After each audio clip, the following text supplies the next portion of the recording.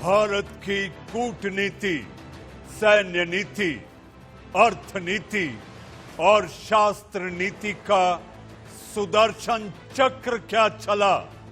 चीन बेदम हो गया, अपने लगाए तंबू उखाड़ वो वापस जाने को मजबूर हो गया। लेकिन देश में सियासत भी अपना अलग चेहरा दिखा रही है। राहुल गांधी जो ट्विटर पर सरकार और सेना से सवाल किया करते थे, बीजेपी ने आज सच दिखाने, आईना दिखाने का प्रयास किया। जी हां, इसी बात को लेकर मचा है बवाल और मैं लेकर आया हूं देश का सवाल। नमस्ते, शाम के 7 बज चुके हैं और मैं लेकर हाजिर हूं आपका पसंदीदा डिबेट शो देश का सवाल। दुनिया ने देखी हिंदुस्तान की ताकत, जिन पर आई बड़ी आफत, भारतीय सेना की देख गर्मी, एलएसी से भाग खड़ी हुई चीन की आर्मी। ये आज की सच्चाई है जिसे दुनिया देख और समझ रही है। मोदी की कूटनीति और चीन की रणनीति के आगे आखिरकार चीन को झुकना ही पड़ा। 9 हफ्तों से जो चीन अड़ियल बना हुआ था, आज वो मिमियाने, खिगियाने लगा और घुटनों पर आ ही गया। ये सब मोदी के लेह दौरे के 72 घंटे के अंदर हो गया। तो संदेश साफ है कि जब मोदी गरजते हैं तो विरोधी थर थर कांपते हैं। अमेरिका का साथ, जापान का सहयोग, ऑस्ट्रेलिया, फ्रांस और ताइवान को भरोसे में लेने की कूटनीति का असर चीन पर भारी पड़ा। रूस से हथियार मंगाना भी चीन पर भारी पड़ गया। हर तरफ से घिरने के बाद चीन एलएसी से पीछे हटने के लिए तैयार हो गया। लेकिन डरा ड्रैगन क्या कह रहा है? हम शांति स्थापित करने के लिए पीछे हटने को तैयार हुए हैं और ये शांति 9 हफ्तों में नहीं दिखी। अचानक जब भारत भारी पड़ता दिखा तो शांति याद आ गई। कोई नहीं, भारत का दिल विशाल है। अगर इसके पीछे चीन की कोई चाल नहीं तो भारत इसका स्वागत करेगा। लेकिन दोगले चीन की बातों पर इतनी जल्दी भरोसा भी नहीं होता। तो क्या सीमा पर पीछे हटना चीन की चाल है? इसी मुद्दे पर करेंगे एक बड़े पैनल के साथ बड़ी बहस। लेकिन आप उससे पहले देखिए हमारी ये रिपोर्ट।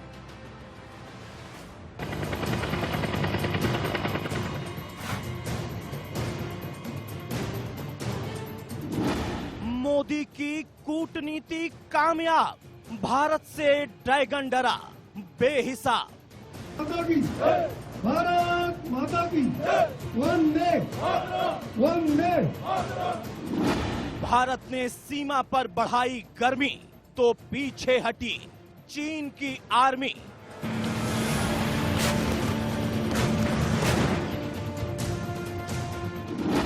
डोभाल ने एक बार की चीन से बात, ड्रैगन को दिखाई उसकी औकात।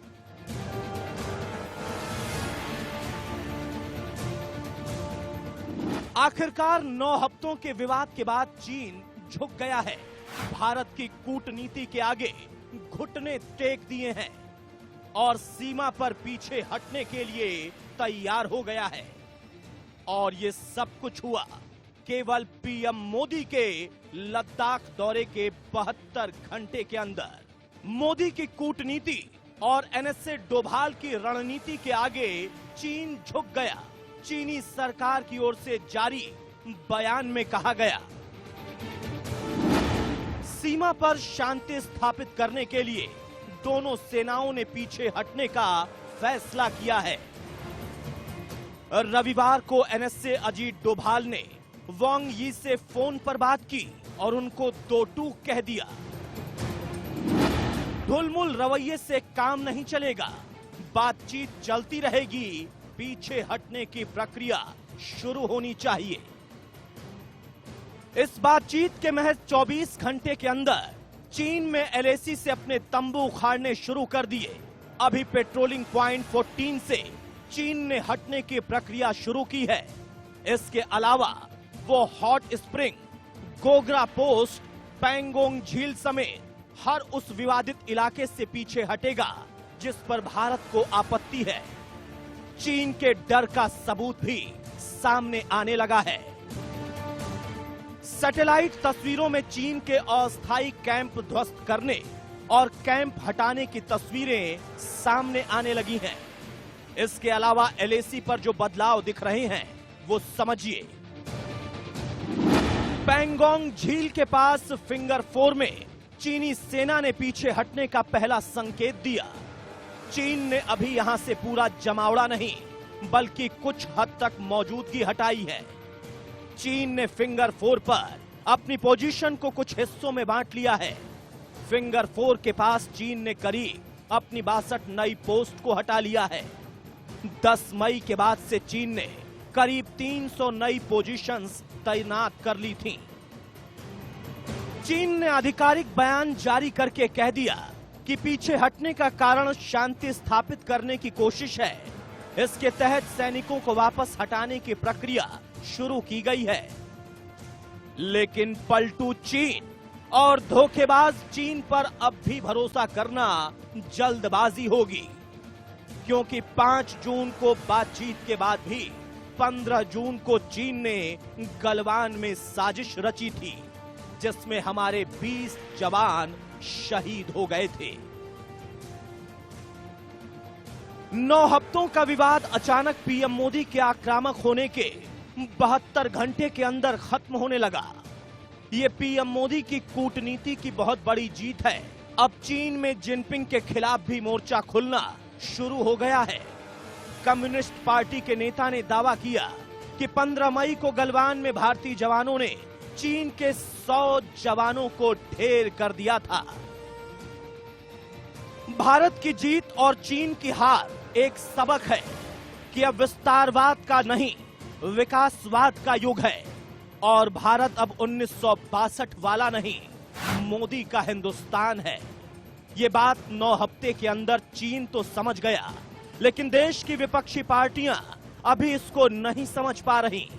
तभी तो सेना पर सवाल उठाने वाले राहुल गांधी संसद की रक्षा समिति की बैठकों से गायब रहे और लगातार सेना का मनोबल गिराने वाले बयान देते रहे। चीन समझ गया कि अब विपक्ष को भी समझना होगा, वरना उसका अंजाम भी चीन जैसा ही होगा। डर कर घुटनों पर आना पड़ेगा। आशीष सिंह के साथ रजत राकेश टंडन, इंडिया न्यूज। चालबाज दगाबाज चीन। जी हां, इस वक्त आपके टीवी स्क्रीन पर जो टैंक चल रहे हैं, जी हां, मुझे ऐसा लगता है कि जैसे ही भारत की सेना ने भीष्म को मैदान में उतारा, केवल उसके मैदान में उतरने से चीन को यह लगने लगा कि जब धड़धड़ाते हुए वो जमीन पर चलेंगे तो धरती कांपेगी, धरती डोलेगी, तो क्या हुआ। जी हां, इसीलिए आपके टीवी स्क्रीन पर T-90 भीष्म आप देख रहे हैं। तो अब सवाल कि आज की बहस में मोदी की कूटनीति के आगे झुक गया चीन। भारत के आक्रामक रवैये से क्या जिनपिंग घबरा गए? डोभाल की रणनीति के आगे ड्रैगन ने घुटने टेक दिए। भारतीय सेना से डरकर सीमा पर पीछे हटने लगा चीन। भारत से डरकर चीन को अब शांति स्थापित करने की कोशिश बता रहा है।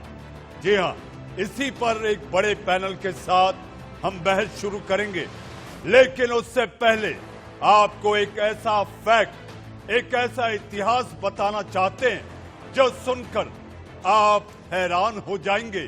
ये देखिए, 15 जुलाई 1962 को अखबारों की हेडलाइंस, चीनी सेना गलवान पोस्ट से हटी।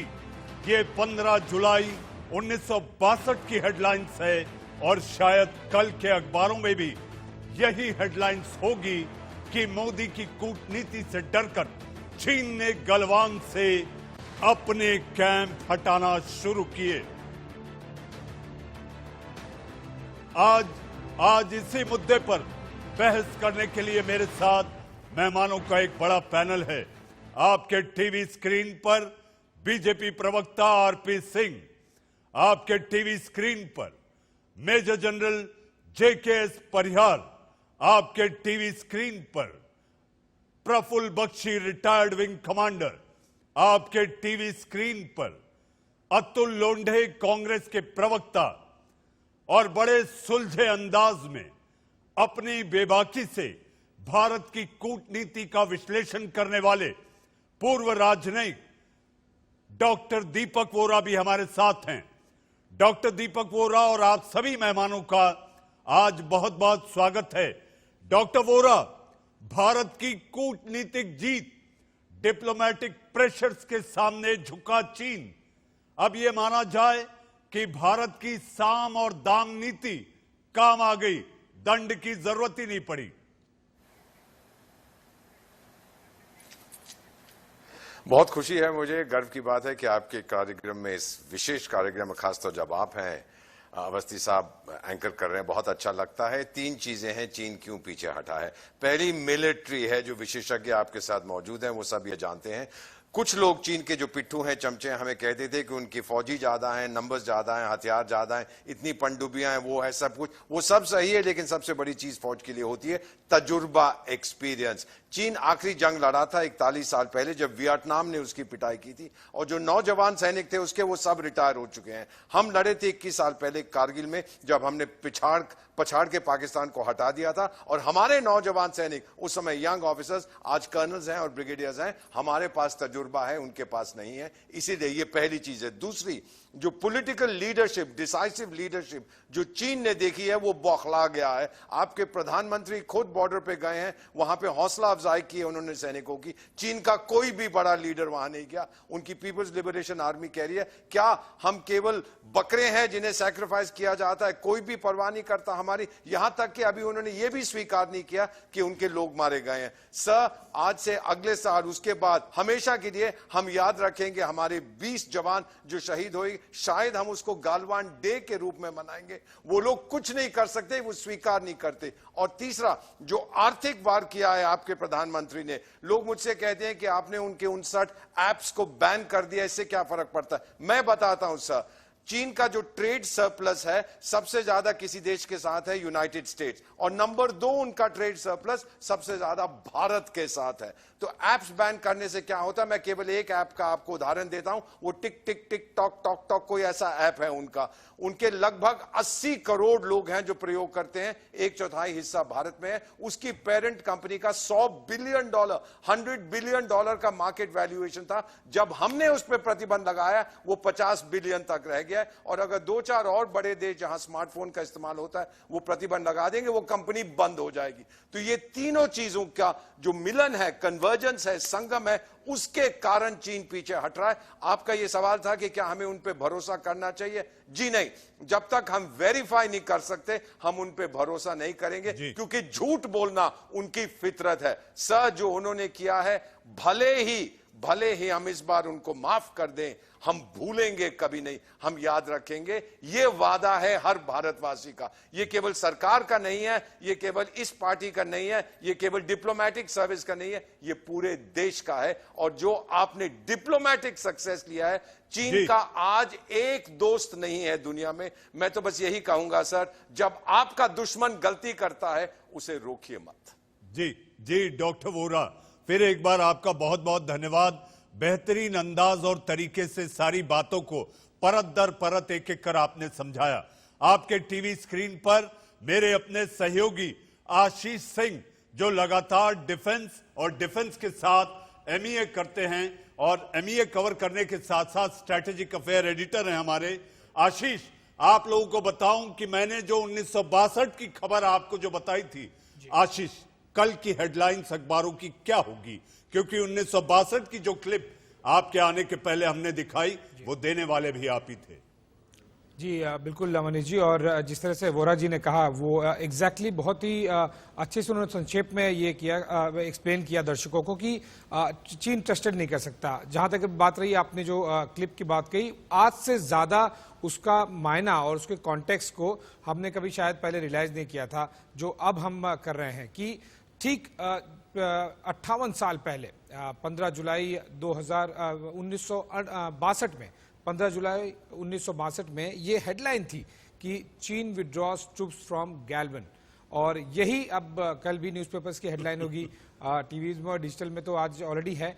58 साल में कुछ नहीं बदला। जुलाई में उन्होंने सेम लोकेशन वही था, उनकी सेना वही थी, हमारे उनके सामने वाली सेना भी हम ही थे, और क्या किया उन्होंने बाद में, कुछ महीनों बाद फिर उन्होंने लड़ाई छेड़ दी, और इसीलिए चीन कांट बी ट्रस्टेड।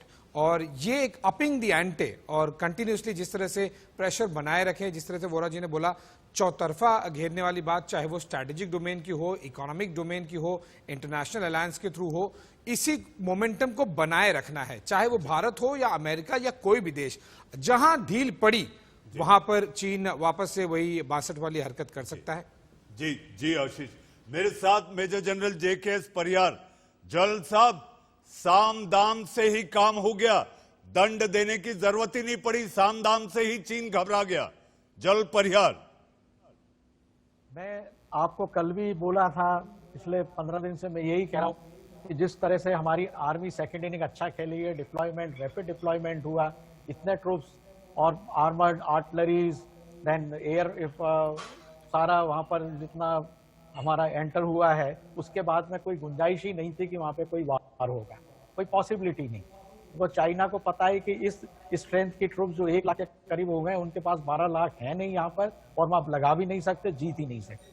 तो वो उसी दिन साफ हो गया था कि ये इसी तरह से निकलेगा, और इसके निकलने का रास्ता यही था कि बातचीत से हो। जो मैं पिछले महीने भर से कह रहा हूं कि अल्टीमेट जो है वो प्राइम मिनिस्टर और प्रेसिडेंट के गैप या वो खुद ही होगा, और वही हुआ है। और ये एक बिल्कुल रिस्पेक्टफुल वे है जिसमें भारत सरकार भी खुश है और चाइनीज सरकार भी खुश है। मगर मेरी थोड़ी इसमें शंकाएं जो हैं वो इसमें, अभी मैंने पूरा वो स्टेटमेंट देखा नहीं है, जो पढ़ा है कि गलवान घाटी जो है बफर जोन रहे। ये बफर होता है, ये बहुत इंपॉर्टेंट है कि चाइना 1.5 किलोमीटर पीछे हटा है, हमें देखना पड़ेगा कि 2 महीने में कितना जाती, बिकॉज वो 14 किलोमीटर आ चुके थे, और आसपास के अगर वो हिल्स को काउंट कर लें तो ये एरिया करीब 300-350 स्क्वायर किलोमीटर का हो जाता है। तो ये कितना खाली करेंगे, ये बहुत जरूरी है। और मैं अब बता रहा हूं कि मैं पहले कहता था अप्रैल 2020, आप इसको अक्टूबर 2019 मान के चलिए, क्योंकि ठंडों में हमारी पेट्रोलिंग हुई नहीं है, कोरोना की वजह से ITBP और आर्मी ने पेट्रोलिंग बंदी कर दी।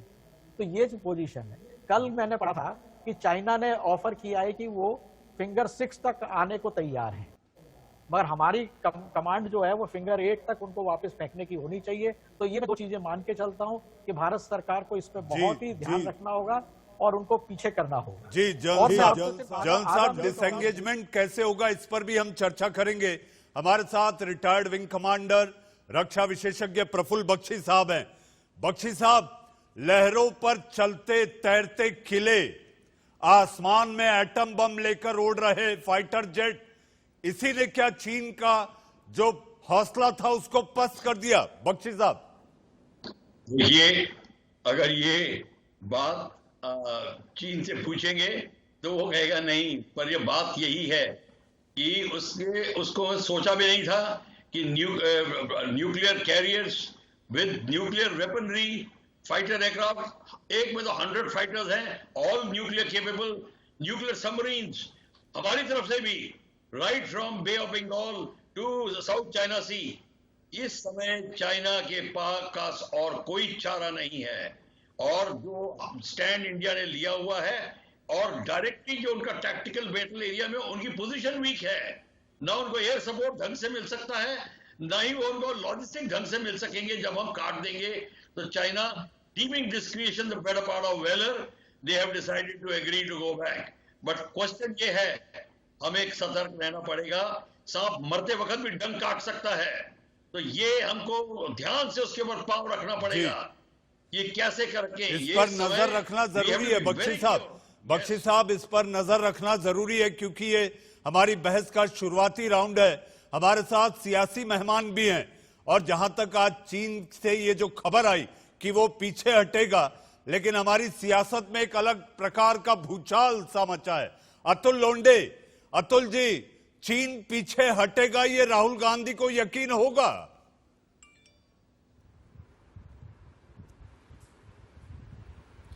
नहीं, ऐसा है कि 1962 की सेना को भी सलाम जिन्होंने गलवान वैली से चाइनीज सेना को हटा दिया था, और हमारी आज की भी सेना को सलाम जिन्होंने गलवान वैली से फिंगर फोर से उन्हें वापस हटने के लिए मजबूर किया है।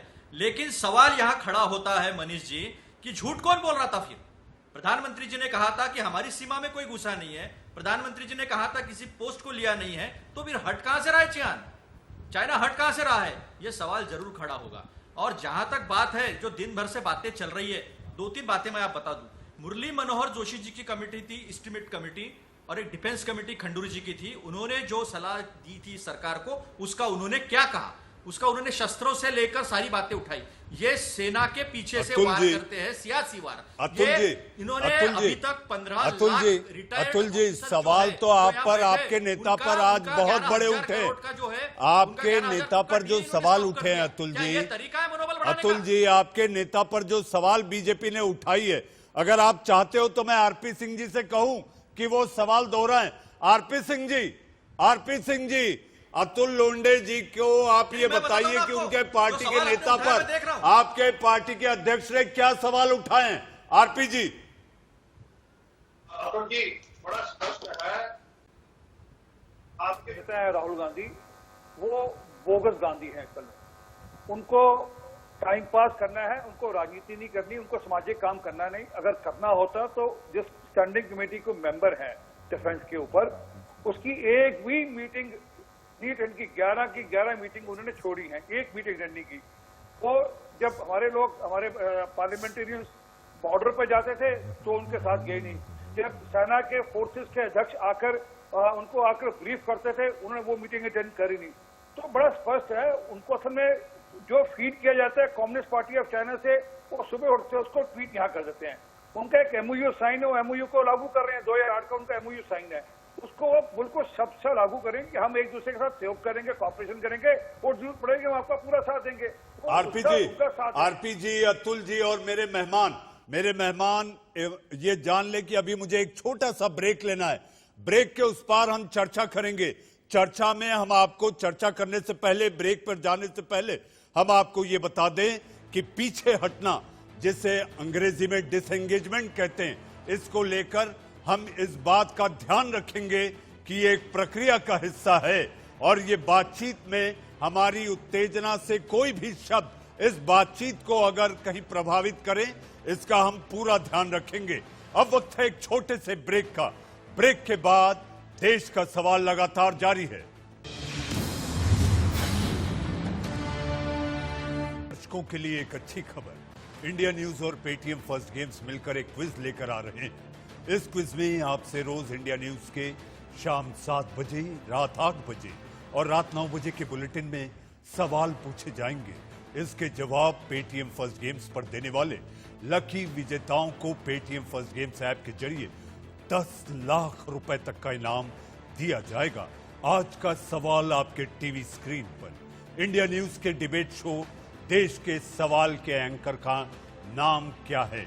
विकल्प ए मनीष अवस्थी, विकल्प बी शहजाद पूनावाला, विकल्प सी राशि।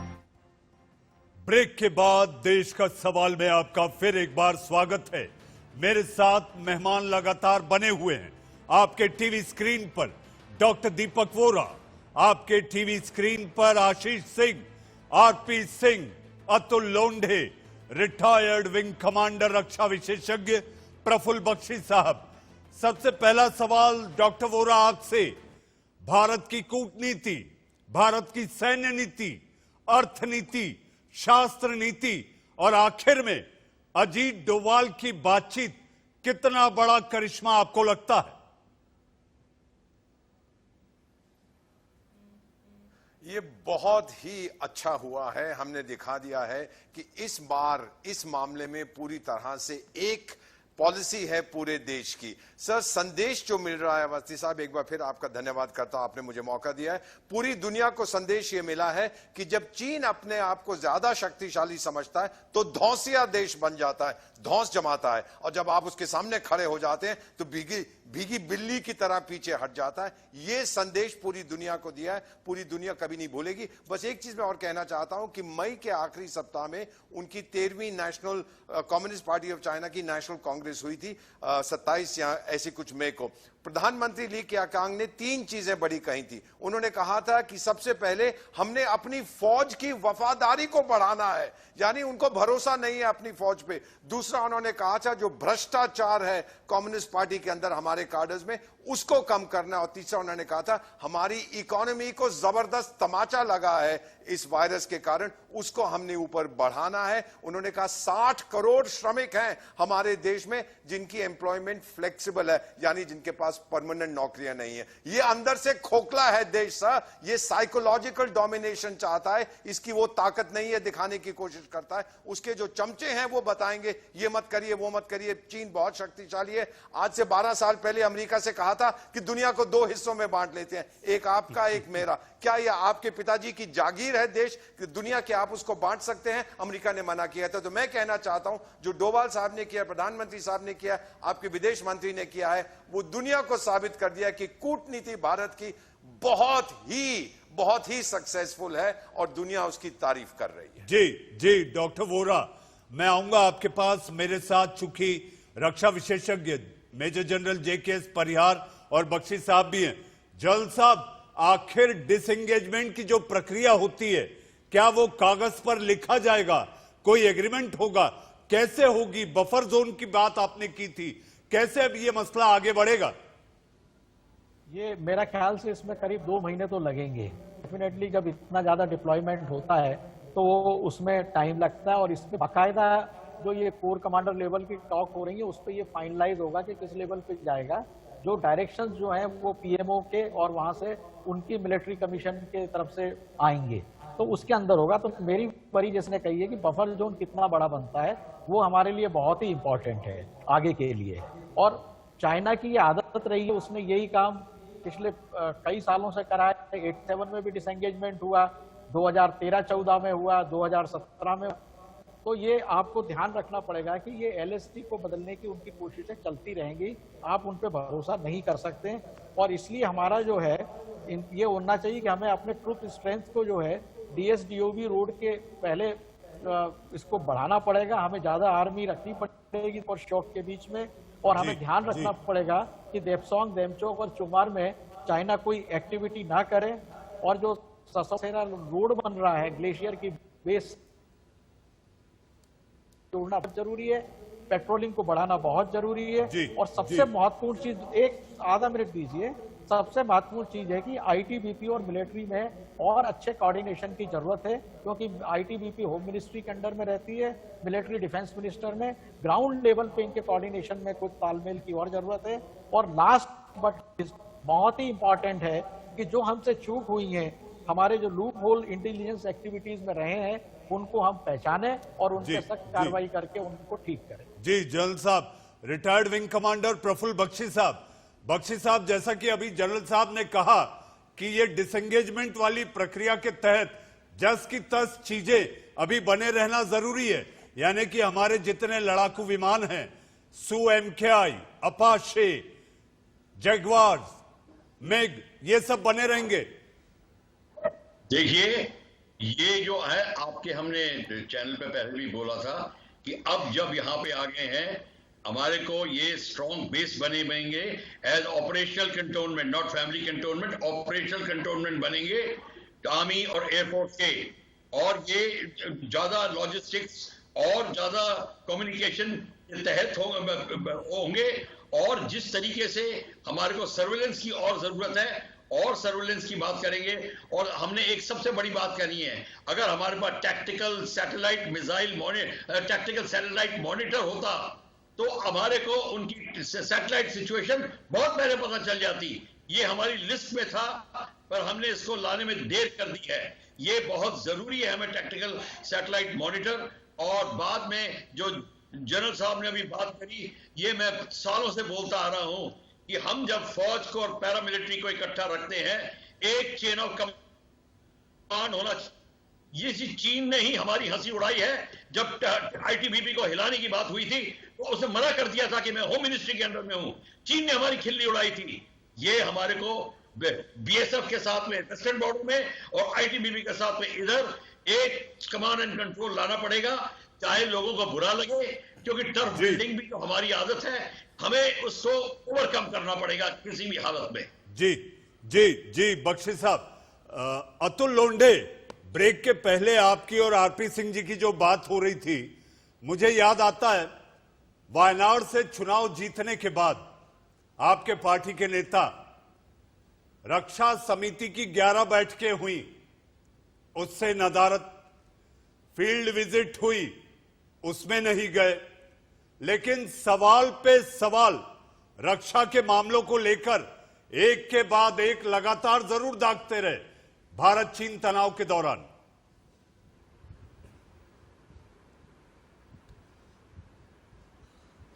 ऐसा है मनीष जी, मैं आशा करता हूं कि आप मुझे बोलने का पूरा मौका देंगे। जी जी, आपको बोलने के लिए बुलाया गया है, नहीं तो वो डिबेट नहीं होती है। सबसे पहली बात यह है कि मैं, हाँ तो बात सुनिए अभी, नॉन इश्यूज को इश्यूज कैसे बनाना और प्रधानमंत्री को शेल्टर कैसे हासिल करा के देना, इसका ये जो चाल है, ये समझौती चाल पूरी दुनिया समझती है। पहली बात तो मेरी ये है कि मेरे 15 लाख फौजी जिन्होंने सेवा दी, यहाँ पे 3 लोग बैठे हैं, इनका जो 11,000 करोड़ का उन्होंने डीएक्यू रोका, जो 92,000 की माउंटेन कोर्स बनाई थी कांग्रेस ने, 65,000 करोड़ का बजट दिया था, वो उन्होंने अबेंडन क्यों की। मुरली मनोहर जोशी जी, जिनकी एस्टीमेट कमेटी थी, उन्होंने बताया था कि बजट 70 साल में सबसे कम मोदी जी के कार्यकाल में हुआ, उसको वो बजट को क्यों नहीं बढ़ाया उन्होंने। Khanduri BC, general BC Khanduri, जो डिफेंस अतुल जी आप मेरा जवाब दीजिए। उन्होंने बताया कि अतुल जी, अतुल जी आप आरपी सिंह को सफाई दीजिए, मेरे सवाल का जवाब दीजिए। अतुल जी, सेना का मनोबल बढ़ाने की बात अतुल करता है जी बीजेपी। आप मेरे सवाल का जवाब दीजिए। ये बात आप आरपी सिंह जी से बहस कर सकते हैं, आप मेरे सवाल का जवाब दीजिए कि आपके पार्टी के नेता वायनाड से सांसद चुने जाने के बाद स्टैंडिंग कमेटी की बैठकों में क्यों नहीं गए। इन्होंने किसानों की जो बात है, किसानों का जो भूमि अधिग्रहण बिल है, वो 4 बार इन्होंने मेरे आज के विषय में भारत के लिए सुखद खबर यह है कि चीनी सेना पीछे हटेगी। विरोधी पक्षों का सम्मान नहीं करते। अतुल जी आप मेरा सवाल नहीं समझ पाए। अतुल जी आप मेरा सवाल नहीं समझ पाए। अतुल जी आप 1 मिनट शांत रहिए, मैं आपको बताता हूं, इतिहास खंगाल कर मैं आपको बताता हूं। अक्साई चीन को लेकर जब पूर्व प्रधानमंत्री पंडित जवाहरलाल नेहरू जी से पूछा गया तो उन्होंने कहा कि 1 इंच जमीन पर भी अक्साई चीन जो चीन ने हथियाया है, उस पर 1 इंच जमीन पर भी घास नहीं उगती। तो तब के तत्कालीन सांसद महावीर त्यागी ने क्या जवाब दिया था, आप पहले सुनिए। महावीर त्यागी का जवाब था, उन्होंने अपना सिर दिखाया और कहा मैं गंजा हूं तो क्या मैं अपना सिर कटा दूं। एक्सेप्ट हुआ है फिर से, एक बार कई बार एक्सेप्ट हुआ है कि फिंगर फोर तक चाइना आ चुकी है। तो प्रधानमंत्री देश आरपी सिंह जी, दुनिया में अपनी अतुल जी यही जो आप प्रश्न पूछ रहे हैं, यही तो हम भी कह रहे हैं कि आपके लीडर को parliamentary standing committee on defence की मीटिंग अटेंड करनी चाहिए और पूछना चाहिए ये सब प्रश्न। हम भी चाहते हैं ये सब प्रश्न पूछे जाए, हालांकि इसमें से 90% प्रश्न के आंसर है हमारे पास, पर फिर भी आप सही कह रहे हैं, आप सही कह रहे हैं लोंढे जी, आप सही कह रहे हैं, ये प्रश्न पूछने चाहिए। पर हम क्या, आप और हम एक ही बात कह रहे हैं, आपकी बात पूरी मान रहे हैं। आपने जो प्रश्न लिए बिल्कुल जवाब देना चाहिए सरकार को, पर मैं ये कह रहा हूं कि ये तो प्रश्न, चलिए हम तो टीवी डिबेट्स में पूछ लेंगे, आप पूछ लेंगे, यही तो लीडर को जाके आपको पूछना है ना। आपके राहुल गांधी जी को parliamentary standing committee on defence वहां जा नहीं रहे हैं, दैट इज द प्रॉब्लम। अब यही इसी बात पर आप उत्तर नहीं दे पा रहे हैं। आप जितने प्रश्न पूछे, बात यह है कि पार्लियामेंट की लोकतांत्रिक संस्थाओं की कितनी इज्जत आज तक 2014 के बाद भाजपा ने रखी है, इसका मुझे आप थोड़ा जवाब दे दीजिए। हाँ, आरपी सिंह जी को लाता हूँ। अच्छू आप कुछ बोलना चाहते हो? अरे मतलब खुद मीटिंग नहीं अटेंड कर रहे हैं तो आप बोल रहे हैं कि और सवाल पे सवाल दागे जा रहे हैं। अतुल जी, आप कह रहे हैं पार्लियामेंट्री स्टैंडिंग कमेटी की इज्जत नहीं बची है, इसलिए राहुल गांधी नहीं जा रहे हैं मीटिंग करने। Are you serious? इसलिए नहीं जा रहे हैं, लोंडे जी, हम तो कह रहे हैं आप जो प्रश्न पूछ रहे हैं, खड़ा कर रहे हैं, बिल्कुल पूछना चाहिए। डिफेंस कमेटी है, आपके पार्टी के नेता कमेटी का एग्जिस्टेंस मतलब सलाह दी थी, उसका कितना अतुल जी, आपके इस अतुलनीय प्रयास के लिए अगर आपके पार्टी के नेता देश का सवाल देख रहे हैं तो आपकी सराहना करेंगे कि आपसे सवाल कुछ पूछा जा रहा है, जवाब कुछ आ रहा है। आरपी सिंह जी, कांग्रेस आप पर सवाल उठा रही है, कांग्रेस आप पर सवाल उठा रही है कि जिस चीन के भारत के साथ तनाव चल रहा है उसका गुजरात में निवेश बढ़ता जा रहा है। आरपी सिंह जी, ये कांग्रेस के सवाल हैं आप पर। जानकारी अधूरी है तो लौंडे साहब की, और असली ने आपके मसली बात का जवाब नहीं दिया। अरे लौंडे साहब, आप बोले ना लौंडे साहब, अभी अदानी ने आप बोले, मैं नहीं बोले, मैं आपको 10 बार टोक देता लौंडे साहब। अतुल जी आरपी जी को बोलने दीजिए। लौंडे साहब आपको 10 बार टोक सकता, नहीं टोका, एक बार अच्छी बात नहीं है ना, प्लीज। दिक्कत यह है कि मैंने जो पहले कहा इन्होंने कि 11 मीटिंग में से एक अटेंड की, ये लोकतांत्रिक प्रक्रिया की बात करेंगे, ये कहेंगे कि हम लोकतंत्र की गला घोट रहे हैं, परंतु ये मीटिंग अटेंड नहीं करेंगे, ये लोकतंत्र को बढ़ाएंगे नहीं, ये लोकतंत्र को मजबूत नहीं करेंगे। अरे लौंडे साहब सुनिए एक मिनट, लौंडे साहब मेरी बात सुनिए। अरे लौंडे साहब, मैं अतुल जी, मैंने आपको बोलने का पूरा मौका दिया था, आपको खुली आजादी थी जब आप बोल रहे थे। आरपी सिंह जी ने नहीं कहा, उनको सुन लीजिए, बहस तो चल रही है। दिक्कत असल में सारी दिक्कत यहाँ पर है कि 2008 में जो इन्होंने करारनामा कम्युनिस्ट पार्टी ऑफ चाइना के साथ साइन किया था, ये उसको ठीक ढंग से लागू कर रहे हैं और उसको ठीक ढंग से उसके हिसाब से चल रहे हैं। जो इनको सुबह कम्युनिस्ट पार्टी ऑफ चाइना के यहाँ से मैसेज आता है, उसके अनुसार भारत की सेना के पीठ में छुरा घोंपते हैं। मैं एक उदाहरण देता हूँ आपको। 3 दिन पहले इनके एक प्रवक्ता ने ट्वीट डाला कि वहां पर जो सेना के जो फौजी जिनको भारत के प्रधानमंत्री मिलने के, वो सेना के फौजी नहीं, एक नौटंकी थी, एक बड़ा सारा थिएटर खड़ा किया था, वो सेना के फौजी नहीं थे, वो कोई फिल्म का शूट चल रहा था, ऐसा उन्होंने कहा। अब ये कोई भी समझदार व्यक्ति, कोई भी अच्छी पार्टी, सूझवान पार्टी, जो इस भारत देश की पार्टी क्या सेना पे इस प्रकार के प्रश्न उठाएगी? इसका मतलब बड़ा स्पष्ट है, इनको वहां से एक मैसेज मिलता है, इनका करारनामा साइन है, 90 लाख रुपए इन्होंने लिए थे, वो 90 लाख तब लिए थे और 90 के आगे 5 जीरो जुड़ते हैं, अब पता नहीं 90 के आगे कितने। अतुल जी एक छोटा सा जवाब दीजिए। अतुल जी एक छोटा सा जवाब, फिर मुझे डॉक्टर वोरा के पास जाना है। आशीष को भी मैं अभी तक बहस में नहीं लाया हूं। छोटा सा जवाब, सियासत कम और केवल जवाब, मुख्तसर। ऐसा है आरके सिंह जी, जवाब आपको देना पड़ेगा कि नितिन गडकरी जी तत्कालीन अध्यक्ष जो थे वो क्यों वहां पर गए थे। आपके विजय चौधरी वाला जी जो नागपुर के हैं और अरुण सिंह जी ये वहां पर जाकर कौन सी कम्युनिस्ट स्कूल में जाके क्या पढ़ रहे थे और उनका क्या एमओयू था, ये देश से छुपा नहीं है। यस जयशंकर इनका ऑब्जर्वर रिसर्च फाउंडेशन है, वो किससे पैसे लेता है चाइना से, चाइनीज काउंसिल से कैसे पैसे लेता है, ये भी देश के सामने बताइए। देखिए आप दोनों से मेरा आग्रह, आज मेरा विषय ये नहीं है, आज तू इधर उधर की बात न कर, तू मुद्दे की बात कर। आज का मुद्दा क्या है ये आप लोग भली भांति जानते हैं। कल सुबह की हेडलाइंस क्या होगी ये भी आप लोगों को हम कार्यक्रम खत्म करते करते संकेत देंगे। मेरे साथ डॉक्टर दीपक वोरा।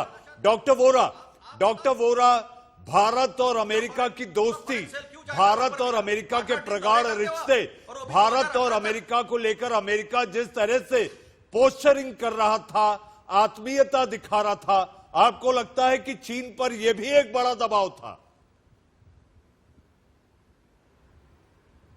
बहुत बड़ा दबाव है, क्योंकि चीन सोचता था कि मैं अमेरिका के साथ दुनिया को बांट लूंगा, और उसको डर लगता है अमेरिका से, उसको डर लगता है भारत से। पूरी तरह से कोशिश कर रहा था कि भारत और अमेरिका साथ ना आए। अब उसका ये भ्रम भी दूर हो गया। मैं कुछ नहीं कहूंगा सर, सिर्फ डोनाल्ड ट्रंप की ट्वीट, आप उससे मोहब्बत करें नफरत करें, क्या कहा था, अमेरिका लव्स इंडिया, और इसके जवाब में ये कहूंगा इंडिया लव्स अमेरिका। जी आशीष, संक्षेप में मैं जो वोरा जी ने इससे पहले एक बात कही थी उसके एक्चुअली में बहुत मायने हैं, और दर्शकों तक मैं थोड़ा सा और उन्हें समझाने की कोशिश करूंगा। जो देखिए इसके दूरगामी परिणाम है, केवल ये डोकलाम, गैल्वन वैली और इन सब में उलझ के मत रह जाइए, इसी में केवल सोच के मत रह जाइए। दूरगामी परिणाम ये है, देखिए चीन के पास आज 7 फ्रंट खुले हुए हैं। जो इंडिया का 2 फ्रंट वॉर की सिचुएशन होती है, चीन के 7 फ्रंट खुले हुए हैं।